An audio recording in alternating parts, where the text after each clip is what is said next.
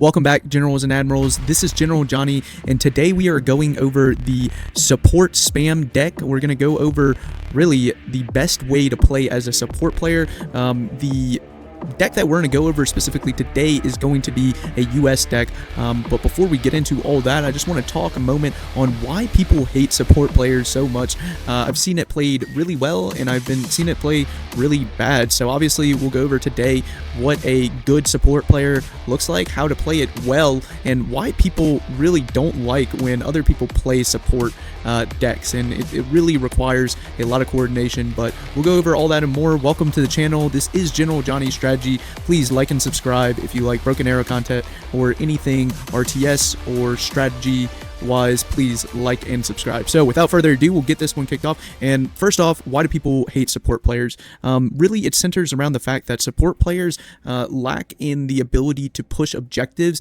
So if you're not familiar with Broken Arrow, which I'm assuming most of you are, there are two objectives. There are objectives that you capture, so really terrain-based objectives, and there are objectives related to your kills. So support players typically have, if you're playing it correctly, a really good KD, and they bring a lot of kills to your team. So if they're playing that particularly well, then they're going to be able to, I guess, play or perform less well in the other categories like holding terrain.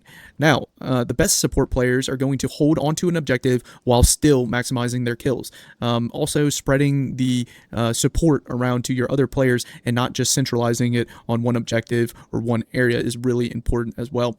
But most players do not appreciate support players because in a lot of ways they give up too much terrain. If you're playing it well, you're not giving up as much terrain, but it is also difficult to play with other support players because the other players then have to compensate to play or to allow that support player to play that position. So if not everybody's on the same page, it's not going to end up being a good game to begin with. But without further ado, we'll get into this support deck I have for you, and we'll also show you some in-game footage of kind of how this played out, and probably not the best one. Unfortunately, this game doesn't have the ability to kind of save and replay games. I've had other games that are better with the support role, but I just want to show you kind of how this one is set up, how this deck is used, and it can be played really well. And actually, I've seen this deck being played a lot more often, and it's a really interesting deck, but it's also fairly easy to counter if you're playing, competent players or higher elo. So this won't work all the time.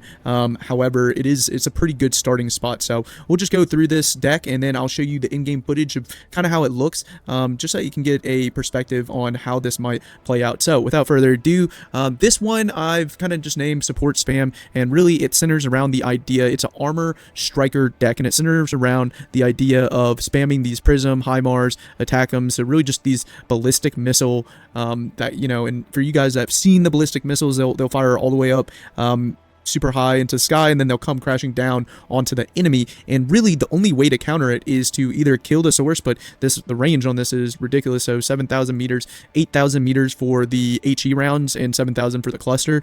So really it's going to be hard to get to the back line. So you can either counter by getting to the back line, or you can counter by just shooting down the missiles. However, as we'll show later in the in-game footage, you can pretty much spam this to where it's impossible to shoot down all the missiles. And essentially it comes down to this: your packs are for the enemy, the S-300s, ADA will shoot down these missiles as they're coming back down from the sky. So we'll go kind of into that, but first off, we'll just go through each of these tabs for this deck. So the recon tab's really nothing special. I do like having these striker javelin trophies.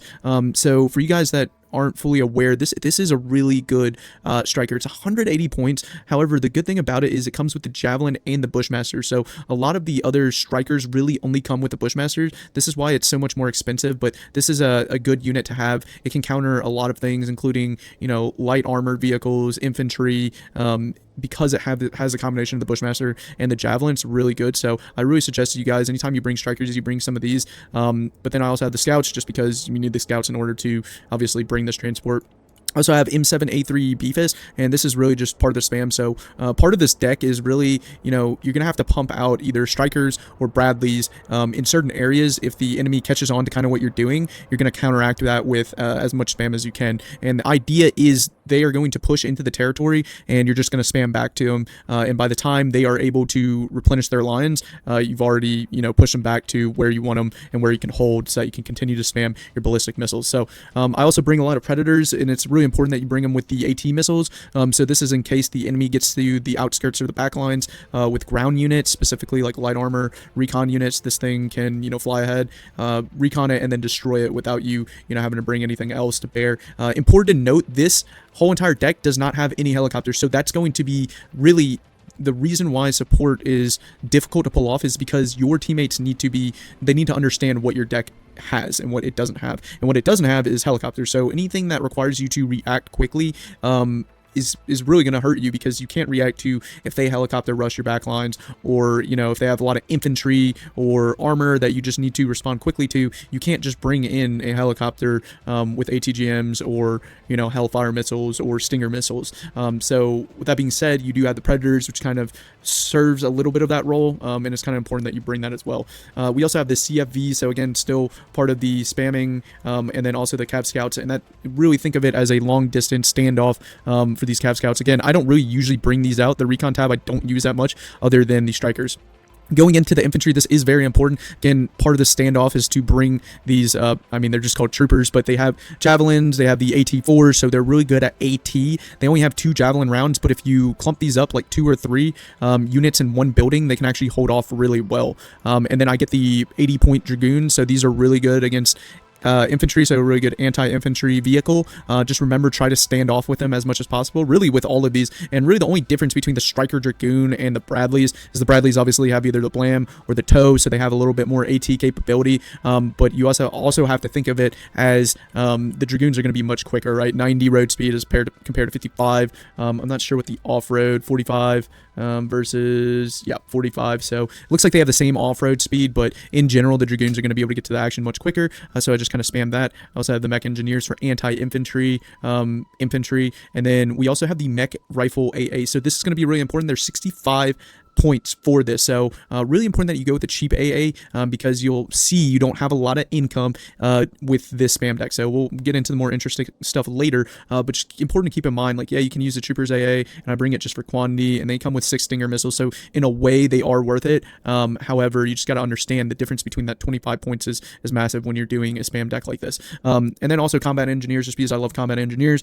really good with anti-infantry, and then they can also counter a lot of IFVs as well with their small D. Okay, and then also I bring the Dragoon trophies just if I need a little bit sturdier Dragoons. Again, they're going to fill the same role as the other Dragoons, but they're going to have that trophy system, so they can obviously stay in the fight a little bit longer with that APS. So moving on to the vehicle tab, and honestly, this probably could be adjusted. This is just one of the decks that I've played 2 or 3 times, and it's worked really well for me. Again, against lower elo players, I played it against medium elo players as well, and it still has worked, but this can be adjusted probably. The thing is, the M10 Booker, it's going to be good no matter what. You just really can't pump out too many of these, but if you know how to use the M10 Booker, there you go. You can still fit it in this deck. I also bring a few tanks just in case things go sideways, and I need to bring out some tanks, but really, you're not going to be using this because you're not going to have the income to support a 240-point vehicle really throughout this game. The Striker MGS trophy, now this is pretty good as well. It's just kind of that pseudo in between, vehicle. It's got the 105 cannon on it, so it's going to be able to counter some vehicles, and it's again pretty quick on the road speed. And then you have the mounted ATGM Strikers, again just for that standoff ability. Okay, now getting into really the meat and potatoes of this deck, and this is where it comes in. So this is why you need the Striker, and this is why you need the armor. I believe this comes from the armor deck, is all the attackums and the prisms, and then the high Mars comes from the Strikers. So really, when I'm playing this in game, and I'll show you later, I don't usually get all 3. I don't use or bring out all 3. You just don't have the amount of points to sustain like even a thin front line and these, but I do bring out the prism. So this is really interesting. If we take a look at the stats on this, it's 8,000 meters for 4 ballistic missiles. Okay, and looking into it again, the reload time is 0. So if you're firing this thing, it will shoot 1 missile after another, and it will not stop. I would suggest not shooting them all at one volley. We'll see later how the S300s or the ADA will shoot down missiles that are volleyed together. Sometimes it can take out 2 of your missiles with one of their missiles if you shoot them too close together. But generally speaking, this is really good because if you have two targets that are separated, the distance is separated, it'll take 10 to 12 seconds to aim, and then after that it'll shoot those missiles really quickly. Again, 0 reload time. So as far as resupply time, it is 45 seconds. So if you shoot all 4 of your missiles, it's 45 seconds to regain one of those missiles if you're sitting on the resupply, and then 45 seconds again added on to that time for every additional missile. So you can pump out realistically. If you have 2 of these, you have 8 missiles, 45-second reload time. I mean, just do the math, divide that by 2. That's a missile every 25 seconds, just from these 2 prisms, and then not to count the attackums that you have, and these are clusters. So there's a little bit difference between the HE and the cluster. The HE is going to be better for buildings, infantry, light armored vehicles. The clusters are going to do a lot better against heavily armored vehicles. But the thing is, these prisms can still absolutely destroy heavy armored vehicles. It just depends how well that volley goes and lands. So, but you have to think about just the pure volume. You're getting, 4 missiles on both of these, 325 points for each of those prisms, and then you get 2 additional ones for the 250 point HIMARS. So again, we talked about 1 missile every 25 seconds. If you get, 2 additional HIMARS, then you're getting about a missile every 10 seconds or 10 to 15 seconds. So you can kind of see how the spam works, and the whole idea about spamming these missiles to begin with is you're going to be sitting on the supplies. Now, typically that's a terrible idea. However, these are so far back that the only way they can really counter this is with air. They can counter it with cruise missiles, obviously, and they can counter it if they get helicopters in your backline. Any other way is going to take way too long. And yes, it is bad if they get into the backline and destroy this, then you're pretty much going to lose all your attackums and probably 2,000 points worth of units. But the idea is to come out with this. The enemy is unprepared. They don't know what you're doing, and to effectively use this, unless they are very aggressive on attacking your backline, if they sit back and just accept it, or they don't understand what is going on, they're going to get destroyed by the strategy. Again, this is why people don't love support players, because it's not 100% technique, right? People still need to be covering the front line. You still need to be covering your front line. But at the end of the day, if you are firing off, one of these missiles every 10 seconds and you're hitting those targets consistently, we'll show you later just kind of the KD on one of the games I played, and I didn't even play it that well. And it still worked, and they were countering. They had plenty of ADA that were shooting these missiles down. So I would say only about 50 to 60% of my missiles even made it through, and I was still the top KD performer in that game. Again, this is a very niche, different strategy, but it works very well. Again, you're going to bring 2 HIMITs, so if there's any questions about these HIMARS, again, I would suggest you kind of look at the statistics as far as the range, the reload time, to kind of understand a little bit further why this is such a good combo. Next, I'm going to bring the HIMIT, so this is really good for bringing out your units, your infantry units, your troopers, so you can fit like 2 or 3 of the, I think it's 3 troopers for 1 HIMIT, so, put these out to the front line. Also, the HIMIT's really fast, 100 road speed, so they can get out there and they can bring supplies along with the infantry. The only thing is it's 75 points, so it is a little bit expensive, but if you break that down into per unit cost of transporting them out, you're looking at about 25 points per unit, so that's actually really cheap in perspective. And then you do want to get 2 of these PLSs, so you're going to maximize or max out. This can hold 15,000 supplies, so you're going to pump these out. You're going to have 5 or 6 supply caches of 15,000 that these HIMARS are just going to be constantly eating away at. So really important that you bring those, and then you can also use the HIMIT if you really need to, but these 2 PLSs are really critical. And then you're going to bring a pack 3. I'm a big believer that you should always bring a pack or 2 to help out. If your other players do not have this pack to help you out, then you're vulnerable to get airstriked in your backline. So preferable that other people bring packs for you, especially because you only have the pack 3. The pack 2 is much better. But you can also have a variant of this where you bring 2 packs, but you're going to bring less shorts. So really, what do you want more? Honestly, looking at this, I'd probably like the pack 3 variant because I'm not as scared of helicopters. You have a lot more time to react, especially with the Rifleman AA against helicopters, and especially if your teammates know what they're doing to help you out. I think the pack 3 is more important against the air, which is going to be a more immediate threat. You don't have as much response time when you're reacting to air. And then also really important is you bring out some CJs. So honestly, there's a variant of this where you bring out 3 CJs instead of the Viper, okay? And really the idea, and you guys know how this game works, is the CJs are going to eat up that ADA. So instead of shooting down your prisms or attackums, your ballistic missiles, they're going to be shooting down the CJ seed missiles. And if they keep their seed radar on, they're going to obviously be targeted by the CJs, and they're going to be able to easily destroy them. So the only reason I have this Viper variant is because I do think it is effective if, for instance, you have shot the let's say their ADA has lost all their ammunition, right? And you want to bomb their backline, you want to bomb their S300s, you want to bomb whatever ADA they do have. This is actually really good for doing that. I put two 2,000 pounders on it so you can hit multiple targets, and all for 355. That's pretty decent. But again, either variant, honestly, I would probably go with the FCJ if you're going to be like kind of new to this and don't know exactly how to play it. But that's pretty much the whole deck. And again, biggest thing to note here is no helicopters. So we'll go inside the game now. I'll kind of show you a replay of, and I'll just highlight a few things of how to play this deck specifically. So here we are in the replay.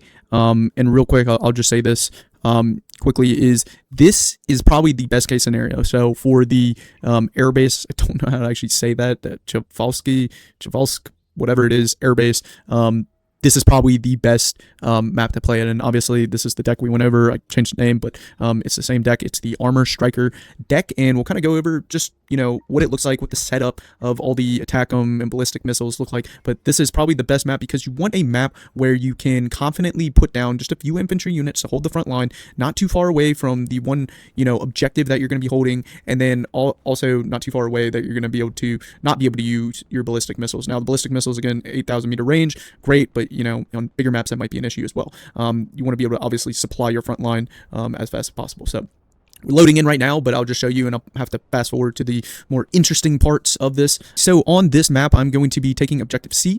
As you can see here, I'm setting up a few things. My pack, I'm going to set up my HIMIT with all of the infantry I was talking about earlier, the SHORAD here. I'm also going to bring that out, and honestly, part of the reason why we lost this game, and you know, it could have been because I was playing support, my teammates weren't necessarily tracking, even though I told them at the beginning what all that entails, and that's why people really hate support players, is because it's a very niche area to be playing in. But you know, if you're going to play passively, which is pretty much what a support player has to do by nature, as far as the objectives, they are very active in the kills, but you know, you can't have other people playing passively. They need to be more aggressive or holding in certain areas. The idea on this map would be just to purely win on kills. So you would hold C, you would hold A and D, and they would have J, B, E, you know, you'd fight over H and F and I. They would have F and you would just hold I. So I mean, generally that's how you would play this map. You can see here I'm deploying the infantry just to hold the front, and at this point the enemy doesn't know what you're doing with ATACMs, with the ballistic missiles, and I'll fast forward kind of what that looks like in the base. Okay, as you can see here, told the guy I was going to be playing support, and here are our supply points. Okay, and you can see kind of how they're deploying. Here there's, you know, at this point we have 2 prisms, and we're trying to help out the white player here on A, but really wherever you can, there's going to be open targets, and here I'm clicking away at 4. Again, this is probably one of the first times I played it, but you can really spread those missiles across a very wide area, and we'll see if any of these hit. I'm not sure if they do right here. It's really, honestly, the thing is about this too is like it's kind of hard to confirm that you got the kills, but you'll understand, you know, when you're playing whether you're getting the kills or not. Obviously by looking at the scoreboard, you can see the enemy is trying to shoot down some of these. They are a little bit successful. I'm marking that area, and there you go. One of the ATACMs, or one of the ballistic missiles, did hit. The second ballistic missile that did hit, as you saw, 2 skulls. And again, we did not trade any points for that. Those are 2 kills, completely free. If anything, we're draining their points for them trying to shoot them down. And this is only with 2 you know, units that we're doing. And then here we're bringing out more suppliers. We got our HIMARS out. So at this point, you know, we do have, you know, we're building up the amount of spam missiles that we can have here. All right, I'm gonna fast forward a little bit further. All right, again, sometimes these things miss, and that's really just where the skill or the, you know, familiarity of this comes in. You need to learn kind of where to shoot your missiles. Obviously this is my second time playing this, so wasn't that great at it, but the enemy is going to try shooting them down as much as possible, and I think at this point I realize that, and I'm trying to look for a CJ. I don't have enough points for that, but at one point we do bring out the CJ, and it starts. Okay, so here we have the CJ, and it is shooting. Let's see if we get any kills with this. Okay, no kill there, 1 kill there. Okay, so again, really effective. You got a free seed run. There was a 200 point AA. They're also shooting, you know, 3-4 missiles at that one plane and at the seed missiles that they did shoot down. So I mean, you're slowly draining their ability to counter it. I do have this infantry, and now here's my teammate getting really mad for me not moving, even though I told him I'm playing a support role. So you know, there's that. But as you can see, we're building up this back line. You can see that it's very vulnerable. If the enemy does get back there, there's nothing really to protect it. However, that's kind of why you have this AA up front. You have, you know, we have a pretty large depth until they get to that back line, and we're holding C, and that's all we have to do is hold C and support the other players. hence support role. Okay. All right. At this point, we have 3 ballistic missile launchers. And as you can see, they are shooting down a reasonable amount of them, but we are sitting on the objective and to see if at one point we kind of show the kills. I'll show the kills at the end. I know we got a snapshot of that. But yeah, you're just going to sit on the objective. You're going to bring out a CJ to train their missiles. And there's another ADA that just died. The CJ. Here's another thing too, is it's really easy to play as a support player, or easier to play as a support player, when you know where the areas or the woods or the spots that the enemy likes to congregate in, because you can kind of pre-target those spots. Even though if you haven't seen a unit there, or maybe you've seen a unit in that vicinity, you can kind of target that without necessarily having to see them and 100% know. So like, for instance, I'm going to target the backside of Alpha in a second here to kind of help my teammate take over Alpha, just because I know that's the only spot that they can be. So we'll help them out there. And really, you're just spreading the love as far as spreading these ballistic missiles across the map. We're winning on kills. As long as we push forward, we should win this game. We're holding our spot, but it really depends on how well you're supporting the other players. And you see there the attackums hitting the enemy on A. Okay, and there you go. You killed, their backline artillery. There's 2 of them. Those are the cluster rounds, by the way, so that actual attackums that did that, and they're pretty effective against vehicles. Also, this is obviously going to be better against lower elo players because they're not moving their units as much. The counter to this, if you guys were wondering, is just obviously move your units and attack as much as possible. Here we're up 2 skulls just because we're sitting back and we're killing the enemy. They're not pushing us hard enough. Later on in the game, we do get pushed and we do lose. But if everybody plays the correct way and plays to really emphasize the support player, then you should be good. And you can see here the ridiculous amounts of supplies, why the PLSs are so important, and why the ballistic missiles that we brought out are so important. Okay, so this is an example of what to look out for. Obviously, the helicopter rush to my attackums. They killed the ADA, unfortunately, but obviously my teammates came to support here, and they killed it. So, I mean, we kind of got lucky. Each of those missile launchers are like 300 points, so really important that you don't lose those, and then not to mention the spawn time. So if they die, the strategy is going to be useless for a little bit of time. You could spawn other, missile launchers if you really wanted to, but it's really going to hurt your ability to pump out the same amount of ballistic missiles as you were before. Again, now they're starting to airstrike. This is another, thing they can use, but luckily we pulled them back. We knew that they had exploited through. A lot of our ADA had died, and at this point we are losing the game, not only because we lost control of C, but obviously the other players aren't holding the points they're supposed to hold. All right, we have this guy out to the left that's just completely, he's got his units spread over. He's not consolidated down onto, he really should be consolidated down onto C, helping between C, D, and A. Those are our closest objectives, which means that we need the least amount of frontline units to hold. Instead, they're out on the flank. This isn't going to work well with this strategy. As you can see here, we're losing on the objective points pretty bad. But as far as the kills, we're absolutely crushing it. We were holding C for a while, but the enemy just played better as a team here and pushed through to C and A. The A player should be able to, D player and A player, they should be able to hold their objective, at least on D. Kind of tells you what the problem is there. But if they're playing against 3 players, it is understandable because we're a support player. We're not providing those frontline units, but the flank player should be providing the frontline units to D. But that's kind of what's going on here. I don't want to get too much specifically into this game. I just wanted to show you guys what it looks like to kind of play the support player with the ballistic missile spam. And as you can see, I'm targeting the backline units here with my attackums and with my ballistic missiles.